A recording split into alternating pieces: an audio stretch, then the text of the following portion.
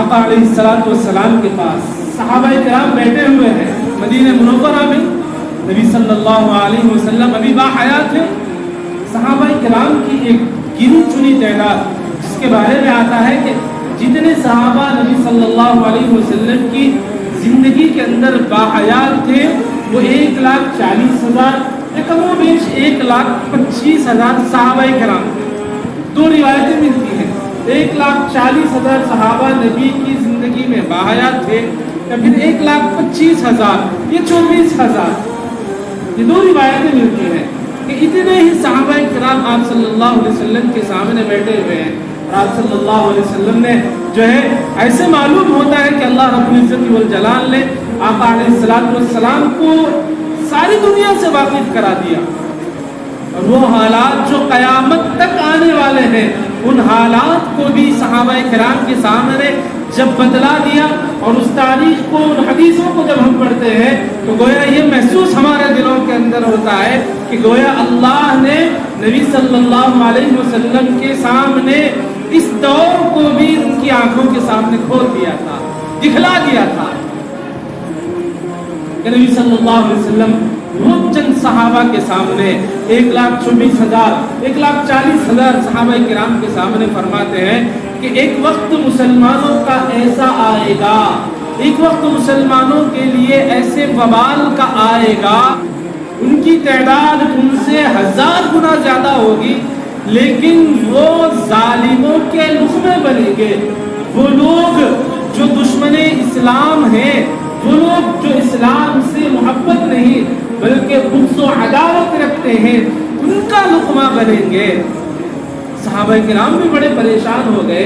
اور کہنے لگے کہ مجال نہیں ہے کہ ہم لوگ گنتی کے اندر چند ہیں, 1 لاکھ 1.5 لاکھ ہماری گنتی ہوتی ہے, ساری دنیا کے اندر ہم نکل جائیں تو ہمیں اس بات کا یقین ہے کہ جس جگہ پر ہم قدم رکھیں وہاں کی زمین کو, وہاں کے بادشاہوں کو نیست و نابود کر کے ہم وہاں پر حکومت کریں. یہ ہمارا ایمان اور ہماری طاقت کہتی ہے. اور اے نبی صلی اللہ علیہ وسلم, آپ نے کہا کہ ہم سے تعداد میں ہزاروں کی جو ہے ان لوگوں کی گنتی ہوگی, لیکن وہ لوگ دشمنوں کا لقمہ کس طرح بنیں گے؟ نبی صلی اللہ علیہ وسلم نے فرمایا, بہت اچھا سوال کیا ہے تم لوگوں نے, سنو اس کا جواب یہ ہے, اس لیے وہ لوگ دشمنوں کا لقمہ بنیں گے, دشمنوں کا نشانہ اس لیے بنیں گے. نبی صلی اللہ علیہ وسلم نے فرمایا کہ 2 چیزیں ان کے دلوں کے اندر آ جائیں گی, 2 چیزیں جن کے دل کے اندر آ جائے وہ لوگ دشمنوں کا نشانہ بنیں گے, بننے والے ہیں. کیونکہ ساری دنیا کے اندر کوئی شخص یا پھر کوئی آدمی کوئی بات کہتا ہے, اگر ہم خود اپنی آنکھوں سے کوئی چیز دیکھتے ہیں تو ہم اس کو جھٹلا سکتے ہیں. اگر کوئی آدمی کتنی ہی دن کی بات کیوں نہ بول دے, اس کی بات میں ہم کو شک ہو سکتا ہے, لیکن وہ بات جس کو نبی آخر الزمان محمد عربی صلی اللہ علیہ وسلم نے اپنی زبان مبارک سے کہہ دیا ہو, اس کو جھٹلایا نہیں جا سکتا, اس کا انکار نہیں کیا جا سکتا. آقا نے فرمایا 2 چیزیں ہوں گی, جس شخص کے اندر پائی جائے وہ دشمن کا لقمہ بنے گا, دشمن کا نشانہ بنے گا. پہلی چیز حب الدنیا, حب الدنیا. جس شخص کے اندر, جس شخص کے دل میں, جس شخص کے ذہن میں, گمان میں دنیا کی محبت آ جائے,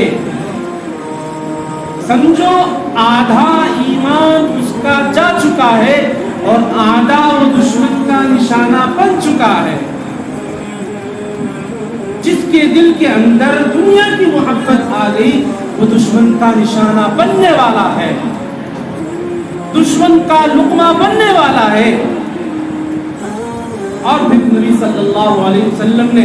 دوسری علامت صحابہ کرام کے سامنے بتلائی. وہ فرمایا کہ دوسری علامت یہ ہے کہ جس شخص کو موت سے ڈر لگ جائے وہ دشمن کا نشانہ بنے گی, وہ دشمن کا لقمہ بنے گا. وہ آرام والی موت, وہ شہادت والی موت, وہ اللہ کے راستے والی موت نہیں مرے گا, وہ تو دشمن کا نشانہ بن کر مرے گا۔ دو چیزیں ہیں جس کے اندر دنیا کی محبت آ جائے، اور دوسرا جس کو موت سے ڈر ہو وہ شخص کیا کرے گا؟ دشمن کا ڈر، دشمن کی ہیبت اس کے دل کے اندر بیٹھ جائے گی۔ ساری دنیا صاحب اس وقت میں ساری دنیا کے اندر، ساری دنیا کے مسلمانوں کے اندر یہ دو چیزیں آ چکی ہیں، چاہے وہ ہندوستان ہو، چاہے وہ سعودی عرب ہو، یا وہ تمام ممالک جس کے اندر مسلمان رہنے والے ہیں، سب کے دلوں کے اندر یہ دو چیزیں آ چکی ہیں۔ دنیا کی محبت، موت کا ڈر، سوائے فلسطین کے، سوائے فلسطین کے کہ وہاں کا شیر خوار بچہ، ماں اپنے بچے کو گود میں لٹا کر دودھ بھی پلاتی ہے تو وہاں کا فوجی اس بچے کو دیکھ کر ڈرتا ہے۔ مجال نہیں ہوتی تو اس شیر خوار بچے کو جو ہے گن کے نشانے پر لا کر اس کا جو ہے اس کو ختم کر دے، مجال نہیں ہے۔ میں نے چند دن پہلے دیکھا کہ 70 سال کی ایک بوڑھی عورت جس کو اسرائیلی وہاں کا فوجی کہتا ہے، گن اس کی جو ہے بالکل پیشانی پر لگایا اور کہتا ہے کہ تو جو ہے یہ کہہ دے کہ مسجد اقصی تمہارے قبضے میں نہیں آئے گی۔ تو وہ 70 سال کی بوڑھی عورت ہنستے ہوئے سب سے پہلے اپنا چہرہ مسکراتا ہوا اس کے سامنے دندان مبارک دکھائے